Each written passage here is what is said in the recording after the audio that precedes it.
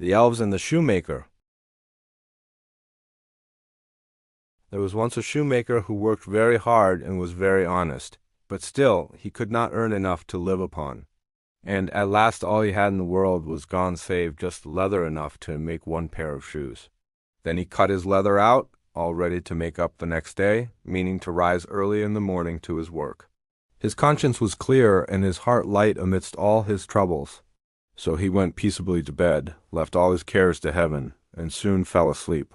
And the morning after he had said his prayers, he sat himself down to his work, when, to his great wonder, there stood the shoes already made upon the table. The good man knew not what to say or think at such an odd thing happening. He looked at the workmanship. There was not one false stitch in the whole job. All was so neat and true that it was quite a masterpiece. The same day a customer came in, and the shoes suited him so well that he willingly paid a price higher than usual for them. And the poor shoemaker, with the money, bought leather enough to make 2 pairs more. In the evening he cut out the work and went to bed early that he might get up and begin betimes next day. But he was saved all the trouble, for when he got up in the morning, the work was done ready to his hand. Soon in came buyers, who paid him handsomely for his goods, so that he bought leather enough for 4 pair more. He cut out the work again overnight and found it done in the morning, as before. So it went on for some time. What was got ready in the evening was always done by daybreak, and the good man soon became thriving and well off again. One evening about Christmas time, as he and his wife were sitting over the fire chatting together, he said to her, "I should like to sit up and watch tonight, that we may see who it is that comes and does my work for me." The wife liked the thought.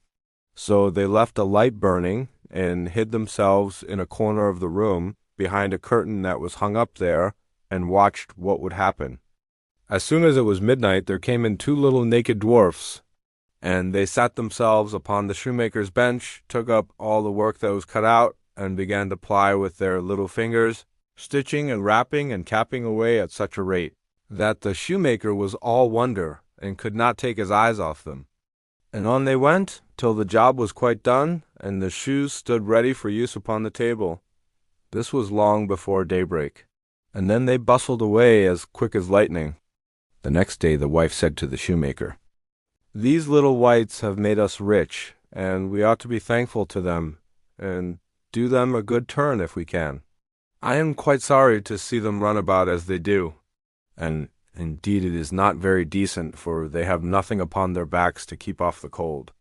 I'll tell you what, I will make each of them a shirt, and a coat and waistcoat, and a pair of pantaloons into the bargain.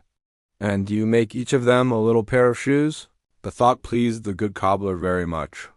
And one evening, when all the things were ready, they laid them on the table, instead of the work that they used to cut out, and then went and hid themselves, to watch what the little elves would do. About midnight they came dancing and skipping hopped round the room, and then went to sit down to their work as usual. But when they saw the clothes lying for them, they laughed and chuckled and seemed mightily delighted.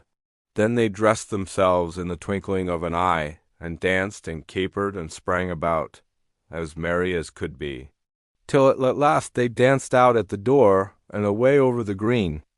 The good couple saw them no more, but everything went well with them from that time forward, as long as they lived.